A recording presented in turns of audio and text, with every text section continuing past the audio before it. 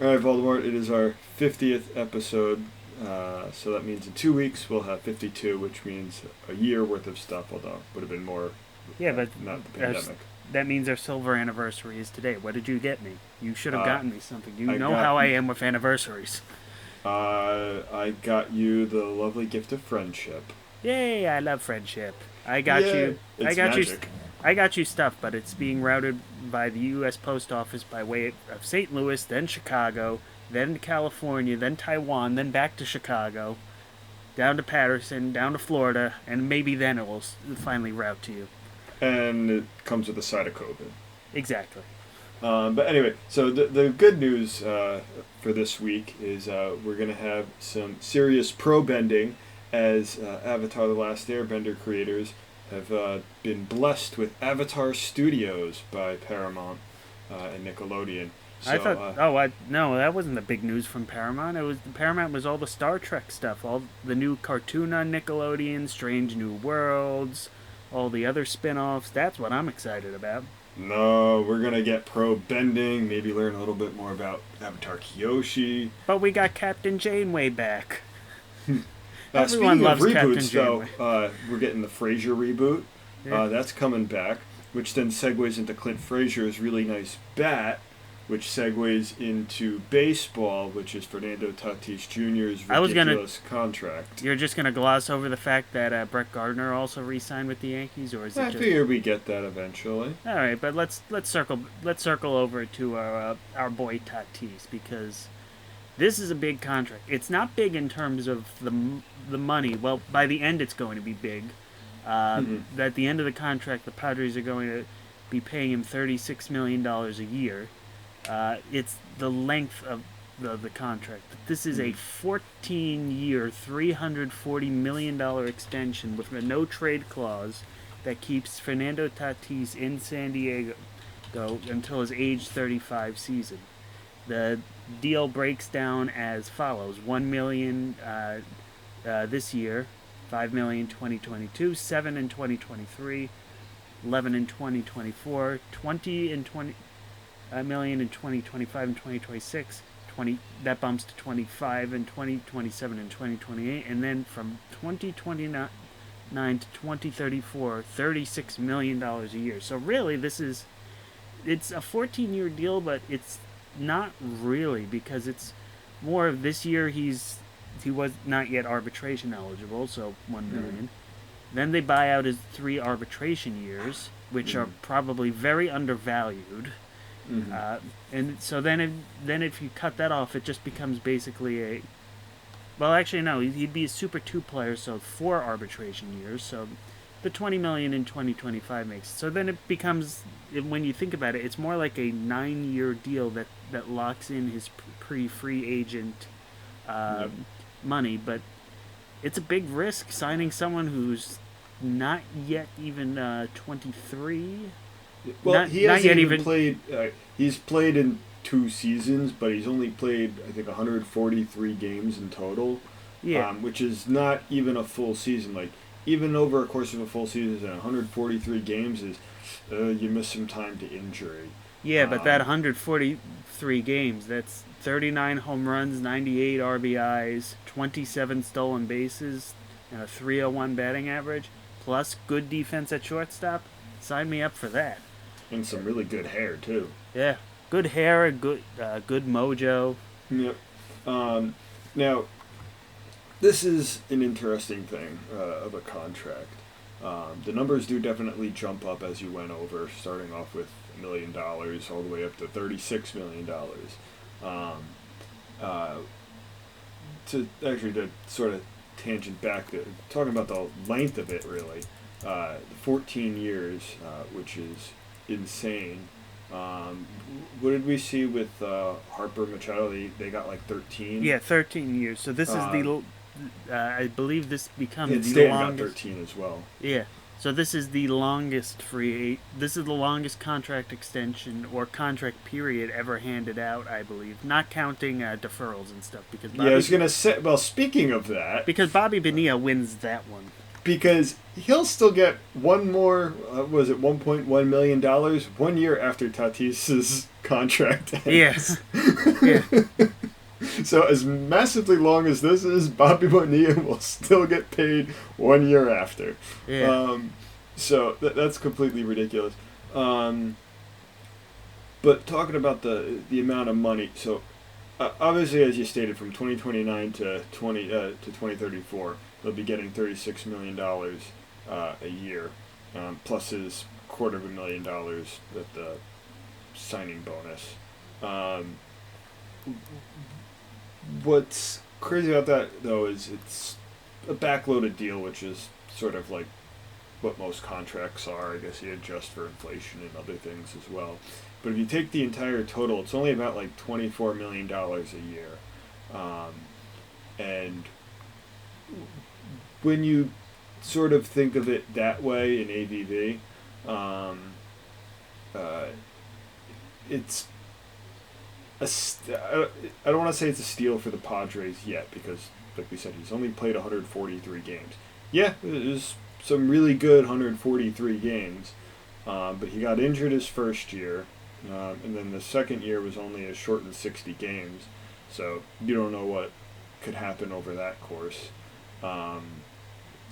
So if he pans out to be the superstar that everyone seems to project him to be, that he looks to be, it's a really good deal for the Padres, because $340 million is still $340 million.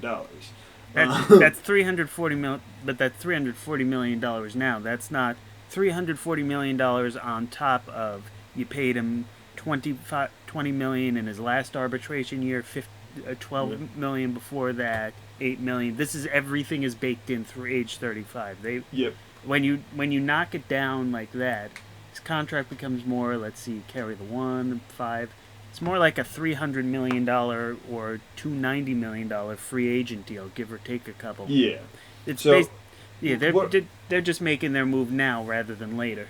Yeah. If you're familiar with Trevor Bauer's agent, Rachel Luba, I was watching her break it down a little bit, and she was saying, had he waited out sort of like Lindor and sort of bet on himself to get like a new deal after every couple of years to see if he can up his value instead of just taking everything all at once, he might have been able to squeeze out another like $60 million, she said, out of it. But as people pointed out in the comments, what's really another $60 million with a contract that big?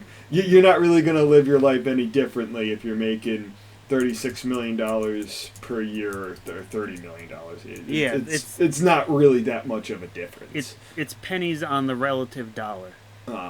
And it's structured in a way that it gives them, the Padres, flexibility. Remember, they're still paying Manny Machado through 2028, which is, if you notice, that's right after that. That's when he gets that $11 million bump to $36 million. They're taking advantage of the end of Eric Hosmer's deal, which was front loaded. As of 2022, it's still $21 million, but then the rest of that deal, it's only $13 million. So that's not. And another thing I want to make sure we get out on this contract. This is a big statement by the San Diego Padres. Not just in terms of the length, but the fact they also gave him a no-trade clause. If you remember back in 2015, the Padres made a huge splash acquiring players in free agencies and trades. Then they flopped that year, and they blew it up. Justin Upton, Matt Kemp, James Shields, who they traded to get Tatis by fleecing the White Sox, Craig Kimbrell, Ian Kennedy, all gone after 2015. This is the Padres saying, we're not going away after one bad season. If we have one bad season, we're just going to collect ourselves and go back in, because we got arguably one of the best players in baseball on our roster. I say one of because we already know that Anaheim has been monopolizing the best player in baseball for the last decade. Yeah.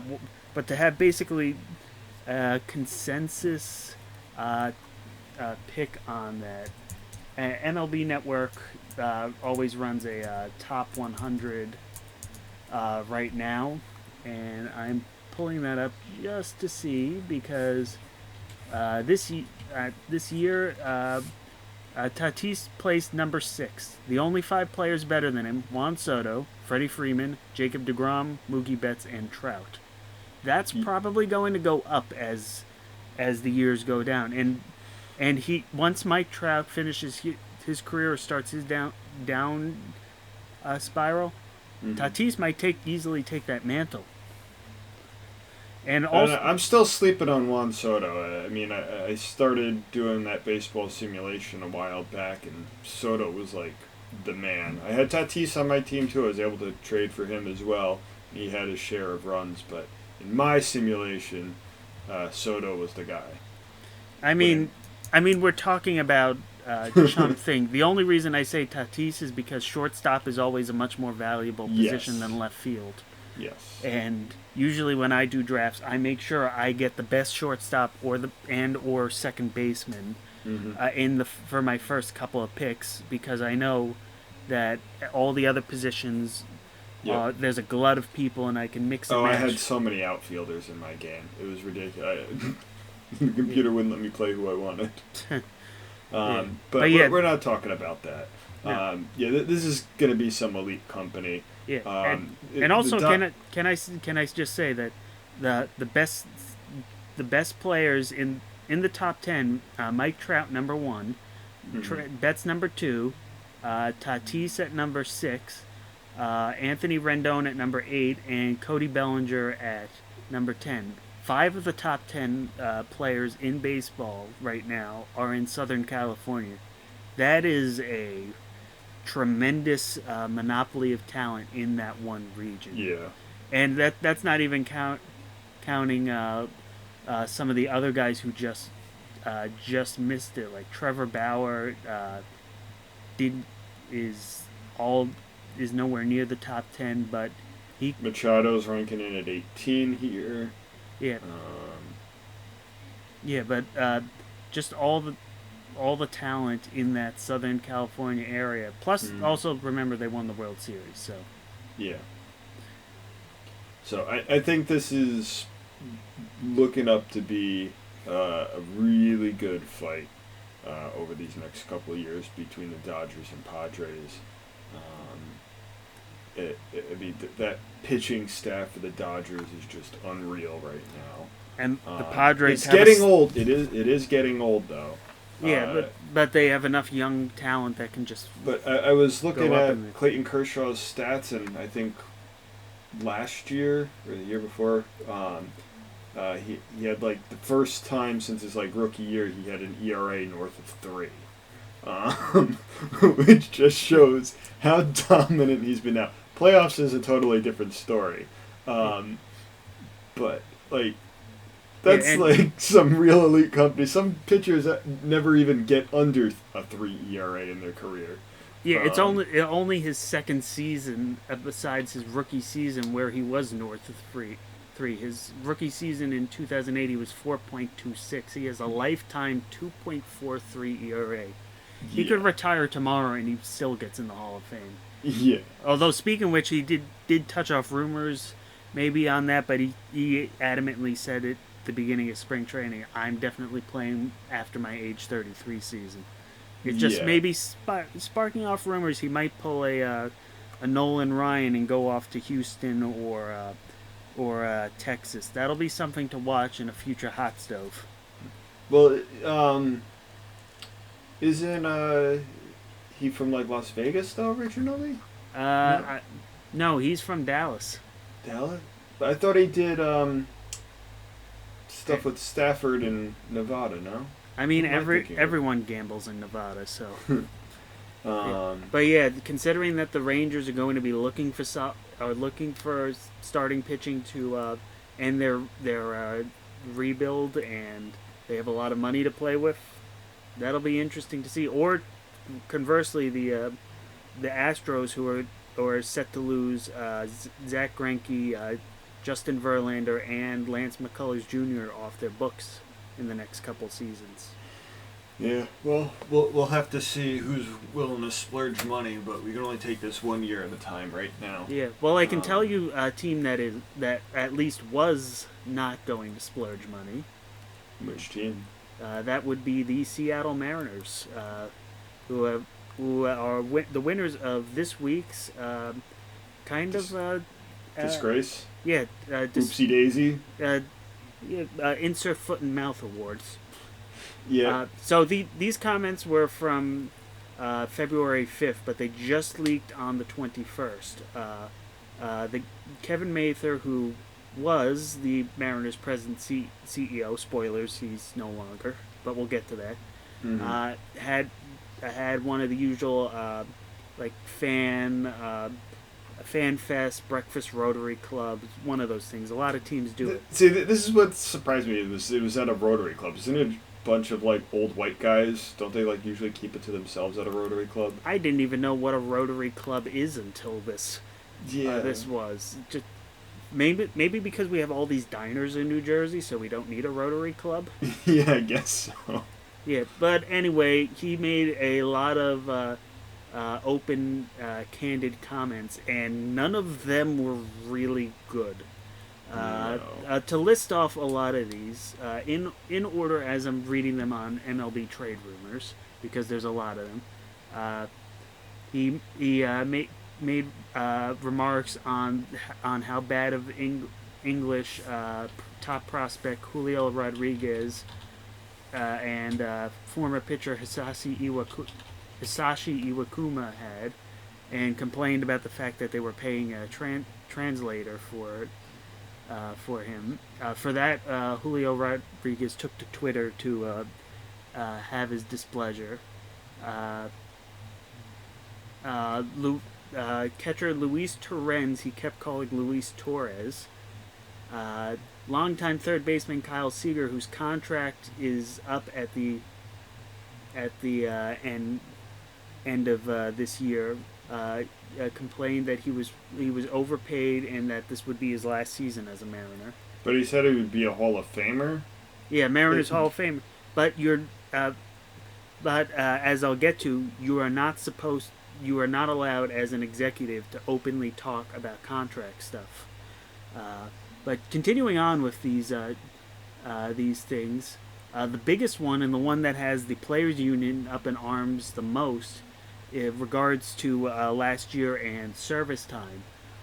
To quote, there was no chance you were going to see these young players, meaning their top prospects, at T-Mobile Park. We weren't going to put them on the 40-man roster. We weren't going to start the service time clock.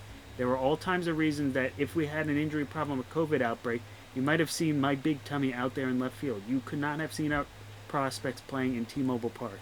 Right there, he admitted that their team was focusing more on money and not on bringing prospects up based on their ability, that they would rather gain that extra service time rather than lose a full season of control over a 60-game series. And he goes further, saying that star prospect Jared Kelenic, who probably would have been up last year if there was a full season, would stay at AAA Tacoma for a month, and Logan Gilbert, top pitching prospect, you would see him in mid-April. If you remember we were talking about this just last week regarding the service time manipulation of Chris Bryant and the Cubs. Mm-hmm. You just have to wait until around April 14th, just 2 weeks after, and a team gains a whole another season of control over. I never quite understood why that's even a thing. Yeah, no, it should be that you bring them up. That's when the clock starts. Yeah, like with baseball, I think it's like a minimum amount of games to consider being a full rookie season. Like Mike Trout only played in like a handful of games, but then he was still a rookie when he won Rookie of the Year. Yeah. Conversely, in football, Patrick Mahomes had a really, really good second year in the pros, but he didn't play, I don't think, a snap, or if he did, it was like probably handing off, doing nothing. His first season, he basically just sat and did nothing while Alex Smith played. for the Chiefs. But that still counted as a whole year of time for Patrick Mahomes, even though he didn't do absolutely nothing. Baseball doesn't have that. It's if you don't play a certain amount or at a certain time, then it doesn't count, which is kind of dumb. Yeah, it's to the point when you see teams saying that we're going to keep Pete Alonso's going to be our opening day first baseman or Tatis is going to be our opening day shortstop, that they shouldn't be applauded for that, because that should be what it should be, that you go up north with your best players, not that you're not going to hold your best player, or you shouldn't hold your best player just because you can gain an extra year of control over them. And to that effect, Mather also said that they gave Kalanick a multi-year contract offer similar to former top prospect Evan White, who made the jump from Double-A to the major leagues, notably right after he signed that deal. Kalanick declined the offer after consulting with agent Scott Boras. I believe it was Boras, but and then he. So right now you have Kalanick saying that Mather openly admitted to what a lot of people in pretty much know in baseball, or at least believe to know already, but it's not openly said, which is that money talks, that teams want that extra year of control over having the better record.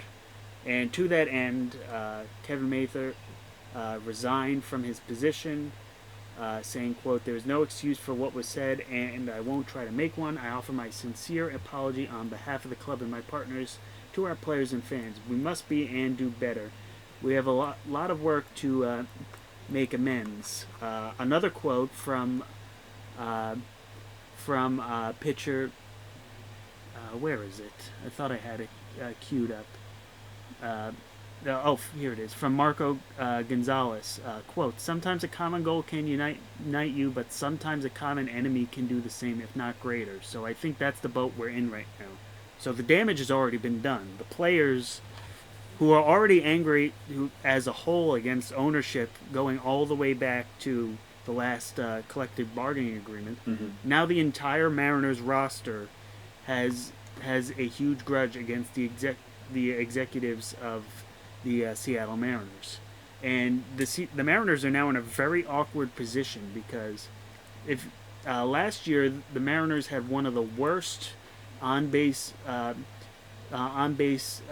hitting ineptitude of the major leagues, that rookie of the year.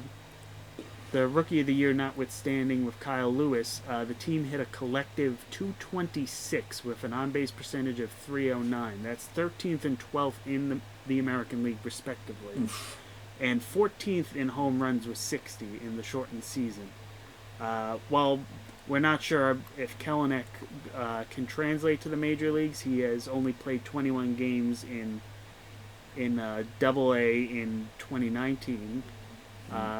He does own a minor league record of .290 batting average with 29 home runs and 110 RBIs in 173 games. So it certainly couldn't hurt. Plus, we've seen from last season that some players can make that jump if need be from a low or mid-A or Double-A to the major leagues and do it effectively. So that's not in question.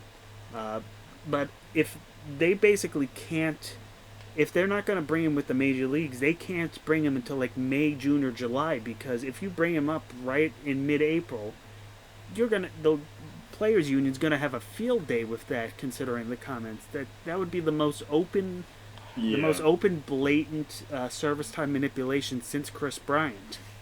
And Kalanick would have even more of a case to win his arbitration grievance than Brian had. So it's not a great look for the Mariners, and it's not a great look for most of baseball. What are your thoughts on this? to say the Mariners done goofed is putting it really, really lightly and really sugarcoating it. I think this is something the MLBPA needs to like really hammer out in this next bargaining agreement to see if they can get rid of this stupid rule or something, because this is like absolutely ridiculous. You bring up the player and you let him play. There's no extra control because it was a 2-week thing. It's dumb. If you want to keep it like that, they aren't like a rookie because they didn't play in so many games for whatever reasons like that, then they can't win Rookie of the Year. But make it so it doesn't like affect anything with contracts. But the thing in Rookie of the Year, that's an award other people vote on. But this is just not good for the people watching. It's not good for the players developing. Just having guys sitting. I mean, we saw this with Vladimir Guerrero Jr. He was hitting like what 400 in the minors, like yeah. No, like yeah, sure. That's nice to go see if it's like your nice local team and it's not like anywhere too crazy, and it's like a small little town. Yeah, sure. You want to go see that guy go play and hit the crap out of the ball, but when you're it's not doing anything for anybody else. No, when you're hitting 381 in the minor leagues, and I mean, granted, the Blue Jays had no reason to bring him up in 2019 until they wanted to, considering their 67-95 record. Yeah. But it certainly would have been a move of confidence to say start up, and we'll do it. Instead, they delayed his season. He played 123 games. And he's shown some growing pains, but he's the same age as Tatis, so yeah. And it was also used in stark contrast with while the Padres committed to Tatis as their opening day shortstop, the Blue Jays said no, he's not going to break camp with us. We're going to give him a little more development time. Meanwhile, the year before he only just hit, as I bring the minors stat back up again. He only hit 381 the year before. Yeah. I don't think there's any more development to do when you hit 381. No, there's just adjustment when you get to the major leagues, which he seems to be a little behind Tatis, but it's not by much. Yeah, I like his swing. I like his approach. Obviously, you got to tweak it as time goes by and pitchers adapt to your style. Defense is obviously a whole nother thing because he was, a third baseman, and now he's being sort of pushed over to first base. Yeah. And possibly over to DH depending on other stuff. But hey, I mean, not everyone can be David Ortiz and make a Hall of Fame career. Yes, I said Hall of Fame career as a DH, as a primary DH. But so guys like Vladdy, you got to bring them up. What was the prospect for the Mariners? You got to bring Kelenic. You got to just bring them up. Let them play. Let the kids play. Yeah. They say kids play, and they're only like 3 years younger than we are. Some of them can't. Some of them can't even drink. Yeah. I feel really, really old. I've been trying to find as we've been going through this comment from John Sherman because he had a really great comment after that's in stark contrast, and now I can't remember it for the life of me and can't find it, but it was basically to the effect of saying we have to build trust with our players. We have to have this with where the players trust us and we can trust the players. That's sort of. Go ahead. Yeah, and it just is a good juxtaposition with what what we saw with Kevin Mather and the Mariners. Here it is. Quote: "You trust this front office. They are baseball professionals. They want to win. They want to win for Kansas City. That's how we as an ownership group have responded to them." And quote: "Your culture has to survive." So if you want something good, take that in. That there are still a couple of good owners. You have John Sherman, the fairly new owner of the Kansas City Royals, Steve Cohen, the new owner of the Mets, the Padres. Not sure about the Yankees, depending on things, but they at least are committed to a winning team, which is more than I could say for about half of the major leagues. There are still about a half dozen or so owners that are committed less to the bottom line and more to putting a product on the field that is competitive and can go out to win the playoffs, win the World Series. Unfortunately, there's still a vast majority of owners that are the Bruce Shermans, the Mariners ownership group, that put money before the team, and it's a shame to see that, because that is what kills a lot of good fan bases in cities like Pittsburgh, like Seattle, like Colorado. That's what drives people away from baseball, and it's a shame to see it.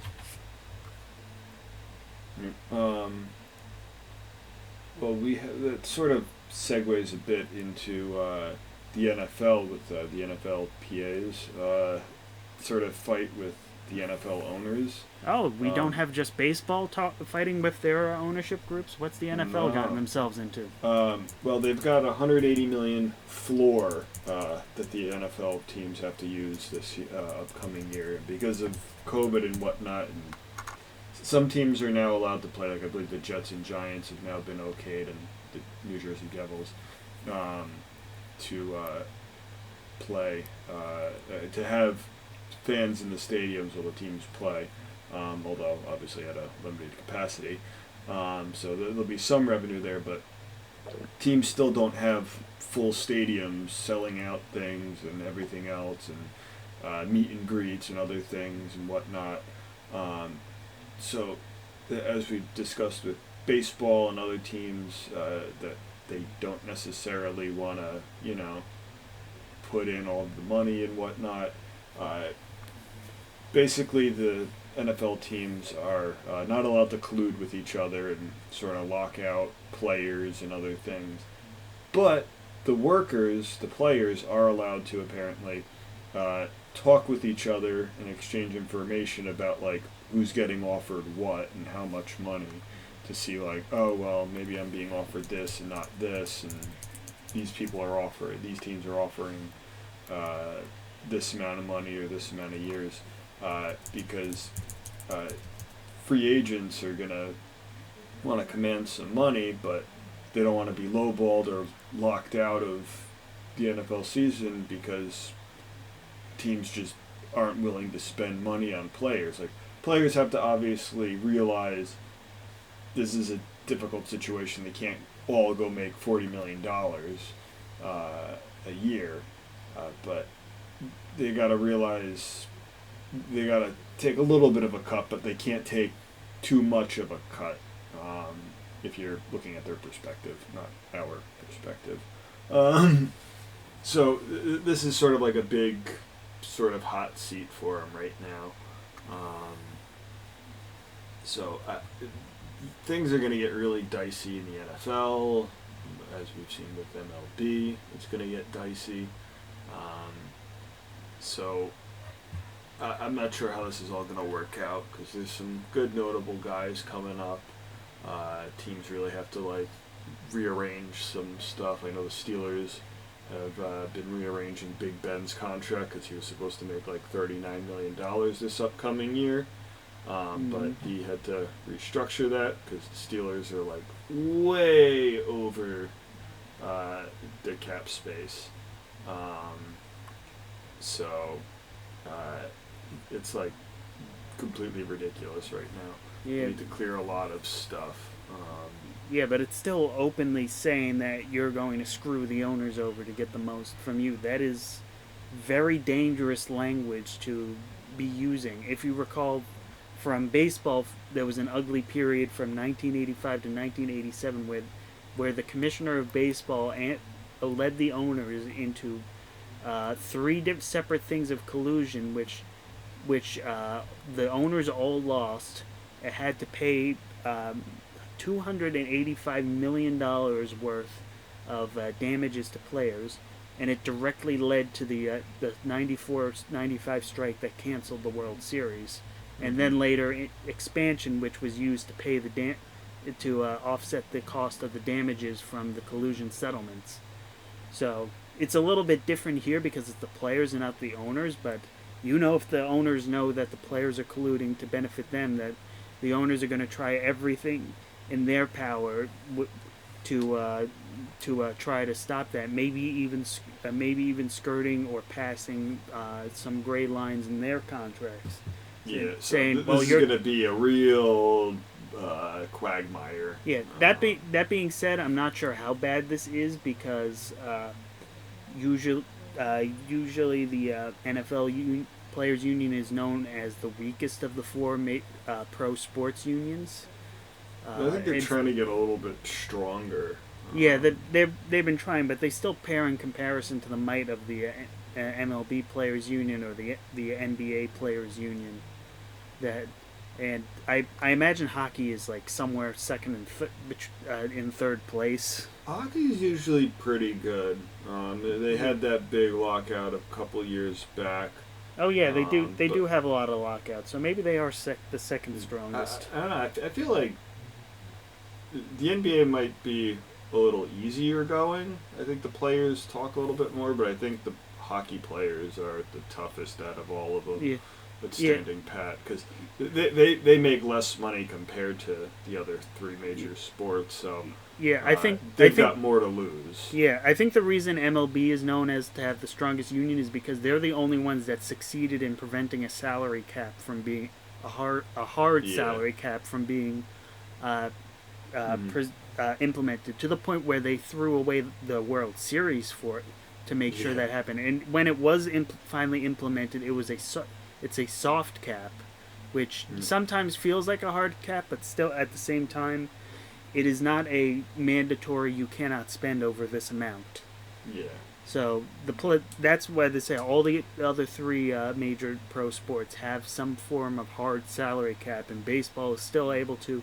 You'll be penalized if you spend over this amount, but you can if you want. You know what you apparently can't do though? What's that? Talk bad about President Putin. Oh, we knew that already. Who fell into that trap this time?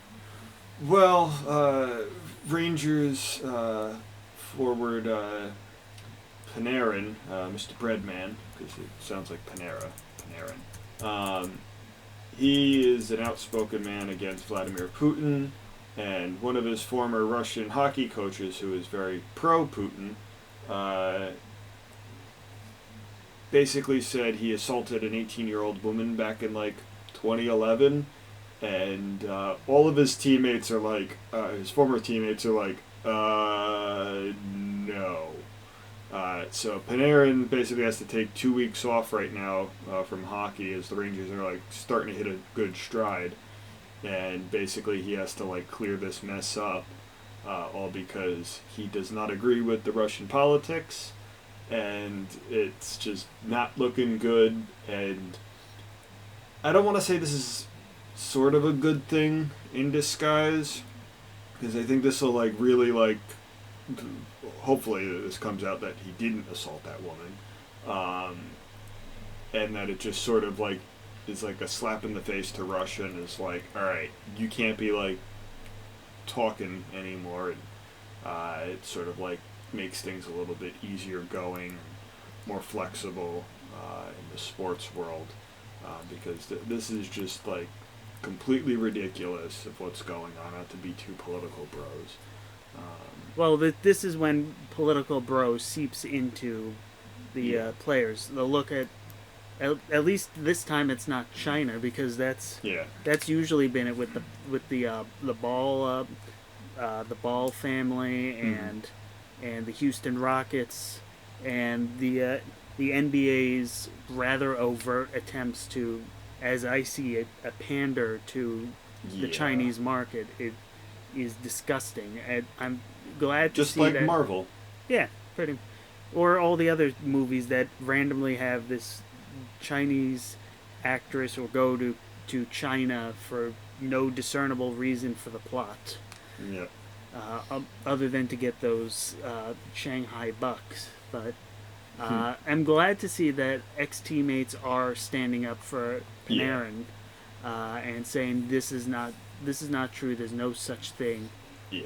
and all this. And as said, it's less that he's criticizing Putin and more that Panarin is a supporter for the Russian opposition leader Alexei Navalny, who, if you have paid attention to the news recently, was poisoned in Germany, and then as soon as he recovered and went back to Russia, was immediately arrested and whisked away with no reason given. So Yep. I think that's about as state-sponsored corruption as you can Yeah. without Who's actually running this? saying. North Korea. Oh, it, it it might not be the axis of evil, but it's pretty darn close to it. Yeah. But So yeah, because this is obviously like a serious allegation to do in this whole Me Too movement. I mean, this wasn't a sexual. This is more of a physical thing where he like punched her, sort of a thing, like Yeah. with Ray Rice. But it definitely should be investigated through Yes. the normal channels. But it's this can't be done with the Russian government doing this completely themselves. There needs to be like some third party thing doing No. this, because if we've seen anything like the opposition, it's not going to turn out well for Panarin. no the player the NHL Players Union should get an independent investigator, try to do the best they can, and if they find that they're being blocked left and right by the government in Russia, they should say we cannot confirm nor deny these charges because we are not getting all the information from the Russian government, Yeah. or we do not trust the information from the Russian government. Yeah, and hopefully he doesn't end up, because I believe his family's all still in Russia, because former Celtics player Enes Kanter, he's from Turkey, and he's very outspoken about the Turkish government, and he basically renounced his citizenship, and he was able to travel to Toronto to play against the Raptors in the playoffs, but there was a while where he wasn't going to the Toronto basketball games because if he crossed the border, technically some jerk could have arrested him and sent him back to Turkey to probably be killed. Yeah. So And- hopefully, and we kind of know Russia's not below doing that or above doing that. No. So because Panarin's a bright young player, he came off a brilliant season last year. Rangers are trying to find their stride, so it's taken a couple games, but it looked like he was starting to come around. But obviously, the 2-week layoff, that's no good. But still, it's never good when politics and sports interact. We've seen it with with Venezuela and all the pro baseball players having to basically take armed guards if they want to go back to their country, and even then that's not enough. The China situation, Turkey, now Russia, Cuba keeping all the players.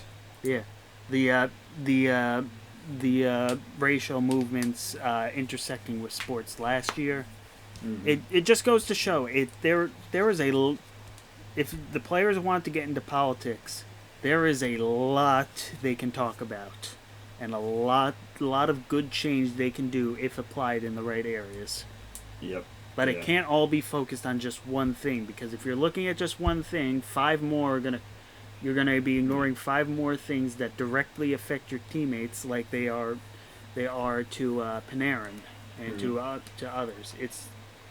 I hope the players stand united on with him in the absence of hard facts. Where the facts may be will reevaluate them when we see them. But until then, please, they should stand up for their own. And it seems like they're doing that, thankfully. So yeah, hopefully this will be resolved very shortly. Yeah, and I guess that's it with the NHL. I guess NBA stuff, they're having the second season after they have their All-Star break. The Celtics look like garbage. They can't finish out a game. There's where the standings for that. 76ers are sitting the top there. The Nets are looking pretty good. I still don't think they have defense. They keep winning games, but they're I think one of the highest. They've given up the third most amount of points per game at 117. I mean, they're scoring the highest 121, but that's not good because if you have a bad shooting night and the other team has a really good shooting night, you're done. Which is actually what happened with the Celtics the other night. They had what was it? They got completely trounced against the Hawks, bringing up the box score 3-pointers. The Hawks had 54, almost 55% of their 3-pointers. They made like 23 3-pointers, which is completely ridiculous. So you something like, no, that doesn't happen all the time, hitting 23 3-pointers. But you get something like that in a playoff game, that can change a series real quick. Going up 3-0 to cutting deficit down to 2-1. That's a big swing. It's not something good you want to have sitting on your plate. The Nets really need to find defense. The Celtics need to get Marcus Smart back on the floor and help with their defense because they're 5-10 without him. So that's a lot of help that they need right now. They have all that extra sort of like trade exception money thing, magic. I don't know what it is. It's really confusing, but they've got a lot of money to use in for a trade. So hopefully they get a nice defensive player. We'll have to see. It brings up to the All-Star break. Any thoughts? It's looking that things are going to be competitive. I don't really have too much to add aside from what you said. And then with LeBron James, they're saying the media is saying LeBron's getting tired because he's now got to play like 40 minutes a game, 43 minutes a game with Anthony Davis out. But he's like, I'm here to play basketball. If I got to play 43 minutes a game, I play 40 minutes a game. Are you sure it's not because of his shooting schedule for Space Jam 2? Are we sure it wasn't because of that? Yeah, if that, he would have had to play less minutes. Yeah. With Anthony Davis out, LeBron's shot up to the most minutes per game in the league, like by far. So, but before then, he wasn't averaging. I don't think he was even in the top 10. But things change. It's a long season. Hopefully, Father Time doesn't creep up on him too much. He's starting to get up there in age. He is 36. Yeah, so time is starting to run out on King James. Yeah, but not enough to make basketball not interesting for him. Yeah. If not, he could always get ready for Space Jam 3. Well, we gotta see Space Jam 2 first. True. Which I'm excited for. Yeah. I guess probably the last thing that we have to talk about for today is the big news this week with Tiger Woods. Yes. Yeah. Over on where I had the page up, here it is. On the 23rd, Tiger Woods, the pro golfing legend or great, whatever you want to call him, was involved in a serious rollover car accident. Single car wreck. He was the only occupant. uh, he didn't have traumatic injuries, but the problem facing his career is that he has sustained multiple fractures to his legs. To his right to his legs. Uh, well, just leg, but he's facing up to 9 months to a year of recovery for to be able to have full use of his leg. That certainly ends any chance of him playing this year. But for the more critical thing that Woods is starting to come to grips that this might be the end of his career, that a career that has uh, spanned 15 major championships, 3 back from Jack Nicklaus for the most in pro golf all time, and tied for the most PGA Tour wins with Sam Snead's 82. So you don't want to see someone's career end quite like this. No. It's happened. It's happened before. Obviously, Joe Theismann in the NFL with the sack that quote everyone who saw it cannot forget. Kirby Puckett, the Twins Hall of Famer, got beamed in the eye, and then that led to a career-ending glaucoma. But it's rare to see it be something that is completely out of your control. It's well, it's that you get into a wreck. It's not up there with like Lou Gehrig. It's nowhere near Lou Gehrig and stuff. But it's certainly a jarring moment. Yeah, I mean, not to point fingers because they're still doing the investigation, but the mountain or hill, whatever you want to classify it as, Deputy Carlos Gonzalez, who was first to arrive at the crash, said that he sometimes sees people going 80 miles an hour down the hill in the 45 mile an hour zone. So Brex are common. I think there have been like 13 crashes over the past like year or so where Woods has had his accident. They said alcohol wasn't an issue. He had a seatbelt on, but if he was speeding 80 miles an hour, don't know. I don't want to say stupid is as stupid does, but like, carelessness. But you do want to make sure someone this special into the sports world does not go out like this. But this is just sort of something that I've always sort of said. Tiger Woods is worth, I think, like $1 billion. He's made a lot of money. You have that much money, you should definitely have someone drive for you. Be safer, be in the back seat. He was wearing his seatbelt, so obviously wear your seatbelt. And the car helped save him from more traumatic injuries and possibly life-threatening ones. Yeah. But I know that would be one of the first things I would get is a really good car and a really good trusted driver.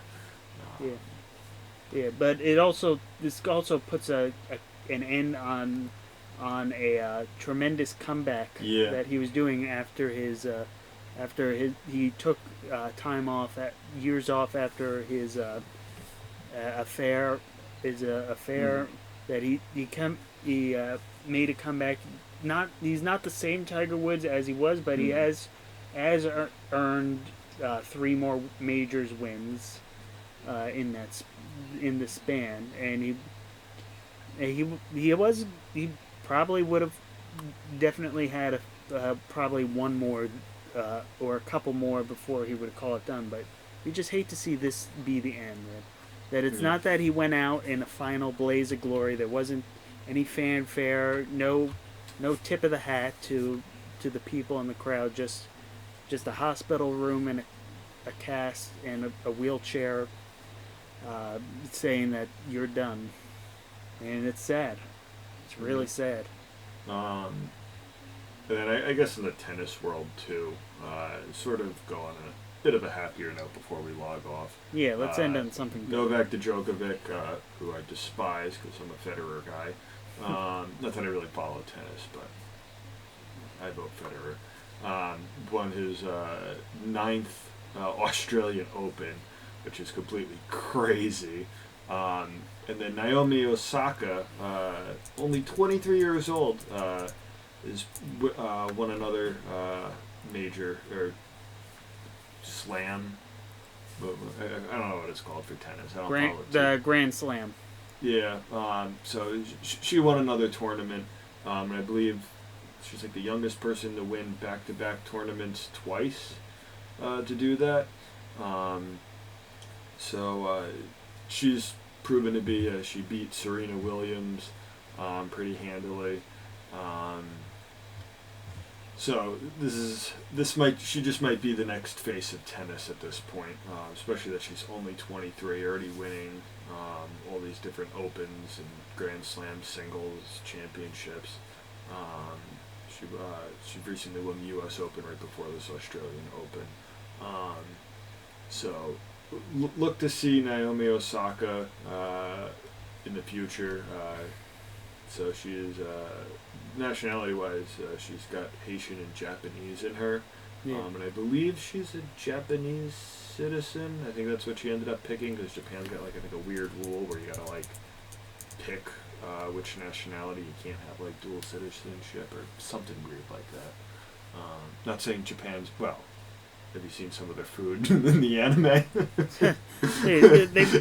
Japan's weird, but we love them for that. Yeah, it's a good weird. Yeah, but it's also good on the tennis world that they were able to play with fans for a while. That was slammed shut after they had to pause the tournament for COVID. But they had I think about a little over 100,000 fans over the tournament period. So probably one of the largest non-single day sporting event attendances since COVID started. We're probably going to see more of that with baseball starting up soon. I know for spring training, there is going to be a very limited amount of fans, like in the 2,500 range for each of the teams. At least in Florida. I'm not sure what Arizona has, but I think it's roughly the same. And then we're going to see that we have basketball arenas have started to inch open in more places. Same with hockey, and with the regular season starting up, that we're finally after almost a full year of fanless things, we're starting to see some sense of normalcy return back to the sporting world. It's not all the way back yet, of course, but things are moving in the right direction. Yep. So hopefully by I guess 2022, everything hopefully will be back to normal. More people getting the vaccine. Hopefully we get that herd immunity going for those few people who don't believe in vaccines, but believe in getting different little pieces of the virus injected into you. Spoilers, that's called vaccination. So, here's to all you healing crystal peoples. Voldemort, wash your hands, stay away from people. I will. Pleasure as always. We will see you all guys next week for hopefully some stuff talking about baseball. With spring training games starting, we can actually talk about live baseball again for the first time since the World Series. Not Cespedes, Puig have a team. Or Jackie Bradley Jr. There's still a lot of free agents that need to sign. We'll hopefully have those answers and more next week. All right. Bye.